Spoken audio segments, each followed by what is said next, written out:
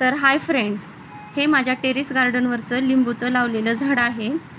तर इथं पहा, लिंबूच्या झाडाला एक फुलपाखराची आळी झालेली आहे. तर पाहू शकता तुम्ही, तिने माझ्या झाडांची सगळी पाने खाऊन टाकलेली आहेत आणि घाणही करून ठेवलेली आहे वरती. तर हिला काय करते मी आता, हिला मारून तर टाकता येत नाही, तर काय करते, हिला एका बाटलीमध्ये ठेवून देते. आता हिला मी काढून घेते, हळूवारपणे काढून घेते तिला. तर पाहू शकता, बसतही नाही पानावरती. तर अशा प्रकारे तिला मी काढून घेतलेलं आहे.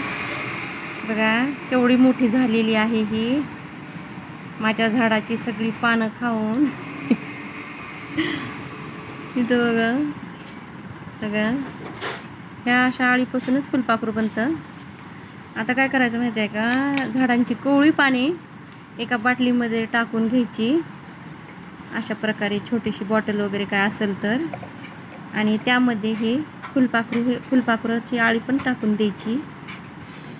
तर अशा प्रकारे मी टाकून घेत आहे तिला, आणि हिला